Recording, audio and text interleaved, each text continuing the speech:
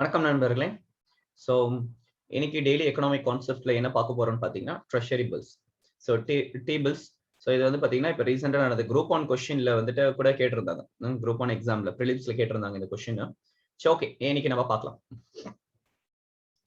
So T bills அப்படின்னா என்ன, treasury bills அப்படின்னு சொல்லிட்டு கொடுத்துருக்காங்க. சரிங்களா? ஸோ அரசோட இந்த கருவூல ஊண்டியல் அப்படின்னு சொல்லிட்டு தமிழ்ல கொடுத்துருப்பாங்க. சரிங்களா? ஸோ இந்த ட்ரெஷரி பில்ஸ், இந்த டி பில்ஸை பத்தி தான் நான் இன்னைக்கு பார்க்க போறோம். ஸோ இதை வந்து பாத்தீங்கன்னா நார்மலா வந்துட்டு கவர்மெண்ட் செக்யூரிட்டிஸ் அப்படின்னு சொல்லிட்டு ஒரு கான்செப்ட் இருக்கு. ஸோ அரசாங்கத்தோட பத்திரங்கள். ஸோ இந்த கவர்மெண்ட் செக்யூரிட்டி வந்து பாத்தீங்கன்னு வச்சுக்கோங்களேன், கவர்மெண்ட் வந்துட்டு ட்ரேடுக்காக யூஸ் பண்றாங்க இந்த கான்செப்டை. Capital market and money market ரெண்டுத்துலயுமே வந்துட்டு இந்த கவர்மெண்ட் செக்யூரிட்டிஸை நம்ம பயன்படுத்துறோம். இப்போ இதை வந்துட்டு நம்ம மணி மார்க்கெட்ல பயன்படுத்துறோம். மணி மார்க்கெட்னா உங்களுக்கு தெரியலையா, பணச்சந்தை. ஸோ பணவியல் சந்தை, அந்த பணச்சந்தையில வந்து பாத்தீங்கன்னா ஒரு ஆண்டுக்கு உள்ள இருக்கக்கூடிய வர்த்தகங்கள், ஸோ அந்த பரிமாற்றங்கள் வந்து பாத்தீங்கன்னா இந்த டிரான்சாக்ஷன் 1 இயர்க்குள்ள இருந்துச்சு அப்படின்னா அதை மணி மார்க்கெட் அப்படின்னு சொல்லிட்டு சொல்லுவோம் நம்ம. ஸோ சப்போஸ் 1 இயர் பிளஸ் அதிகமா போகுது, ஒரு லாங் பீரியட் அப்படின்னு சொல்லிட்டு நம்ம பார்க்கும் பொழுது அது கேபிட்டல் மார்க்கெட் அப்படின்னு சொல்லிட்டு நம்ம பார்ப்போம். ஸோ லோன்ஸ் எல்லாமே ஷார்ட் டியூரேஷன், ஷார்ட் டைம்க்கு வேணும்னா that is called money market. Medium or long term வந்துட்டு பாத்தீங்கன்னா அது கேபிட்டல் மார்க்கெட் அப்படின்னு சொல்லிட்டு பார்ப்போம். ஸோ இந்த பில்ஸ் நம்ம பார்க்கிறோம், ட்ரெஷரி பில்ஸ். இது வந்துட்டு கவர்மெண்ட் வந்துட்டு மணி மார்க்கெட்ல யூஸ் பண்ணக்கூடிய இன்ஸ்ட்ருமெண்ட். அப்ப உங்களுக்கு தெரியும் இது வந்து ஷார்ட் டேர்ம் அப்படின்னு சொல்லிட்டு. ஸோ இதோட ஸ்பெஷாலிட்டி என்னன்னு பாத்தீங்கன்னா இது வந்துட்டு ஜீரோ கூப்பன் செக்யூரிட்டிஸ் அப்படின்னு சொல்லிட்டு சொல்றாங்க. Zero coupon securities. சோ பூஜ்ஜியம் கூப்பன் செக்யூரிட்டிஸ். சரியா? சோ ஏன் இதை வந்துட்டு ஜீரோ கூப்பன் செக்யூரிட்டிஸ் சொல்றாங்கன்னா, அரசாங்கம் வந்துட்டு இதை வெளியிடுதுங்க. கவர்மெண்ட் வந்துட்டு இந்த டி பில்ஸ் வந்துட்டு வெளியிடுறாங்க. இதற்கு அரசாங்கத்துல இருந்து எந்த ஒரு வட்டியும் கொடுக்கப்படாது.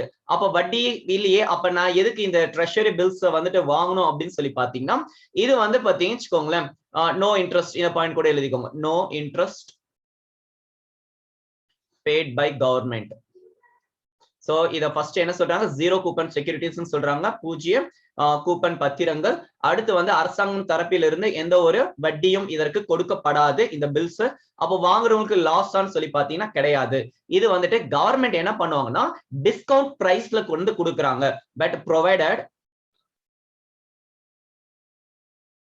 Through discount facilities.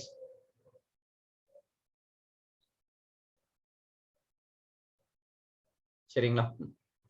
சோ இது வந்து பாத்தீங்கன்னா டிஸ்கவுண்ட் ஃபெசிலிட்டில கொடுக்குறாங்க. அது எப்படி டிஸ்கவுண்ட் ஃபெசிலிட்டில கொடுக்குறாங்க அப்படின்னு சொல்லிட்டு நம்ம பார்க்கலாம்.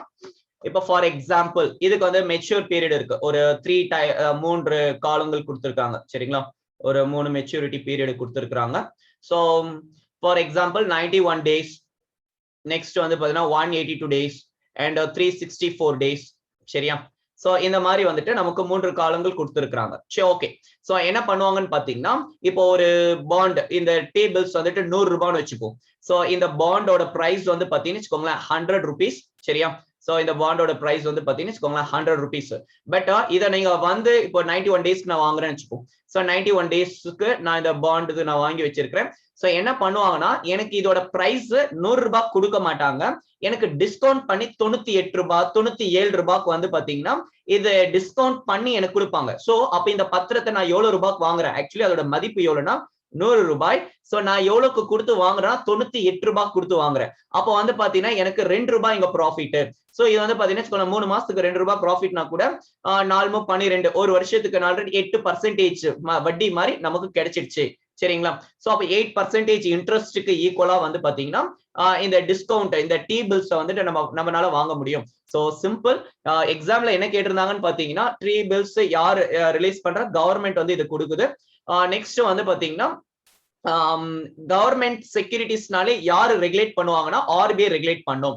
சோ பிரைவேட் செக்யூரிட்டிஸ் அதெல்லாம் நீங்க பாத்தீங்கன்னு வச்சுக்கோங்களேன் கேபிட்டல் மார்க்கெட் போயிடும், அதெல்லாம் செபி ரெகுலேட் பண்ணும். சரிங்களா? சோ நமக்கு வந்துட்டு இதுக்கு எந்த இன்ட்ரெஸ்டும் கவர்மெண்ட் பே பண்ணாது. பட் என்ன டிஸ்கவுண்ட் பிரைஸ்ல வந்து கொடுக்குறாங்க. 100 ரூபாய் பொருளை 98 ரூபாய் 97 ரூபாய் கொடுக்குறாங்கன்னா ப்ராஃபிட் தான் நமக்கு. சோ நம்ம வாங்கிக்கிறோம். அதுக்கப்புறம் நீங்க எடுத்துன்னு போயிட்டு திருப்பி சேல் பண்ணும் பொழுது 98 ரூபாய்க்கு வாங்கினேன், பட் நீங்க சேல் பண்ணும்போது 100 ரூபாய்க்கு வாங்கிப்பாங்க. சரிங்களா? சோ இதுதான் வந்து பாத்தீங்கன்னு வச்சுக்கோங்களேன் T bills or treasury bills அப்படின்னு சொல்லிட்டு சொல்றாங்க. சரிங்களா? சோ ஆர்பிஐ என்ன பண்றாங்கன்னா எவ்ரி வெட்னஸ்டே இதுக்கான இத வந்துட்டு ஏலத்தை ஆப்ஷன் வந்துட்டு கண்டக்ட் பண்ணுவாங்க. RBI conducts auctions on every Wednesday.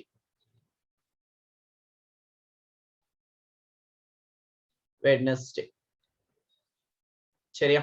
சரி, ஓகே. போதும் இவ்வளோ. சரியா? சோ இது கூட தேவையில்லை. நமக்கு வந்துட்டு எக்ஸாம்ல என்ன கேக்குறாங்க, இந்த 3 விஷயம் தாங்க கேக்குறாங்க. சரியா? சோ டேபிள்ஸ் புரிஞ்சிருக்கும்னு நினைக்கிறேன். சோ நாளைக்கு வேற ஒரு கான்செப்ட்ல நம்ம பார்க்கலாம். சரியா? இது பெரிய கான்செப்ட்.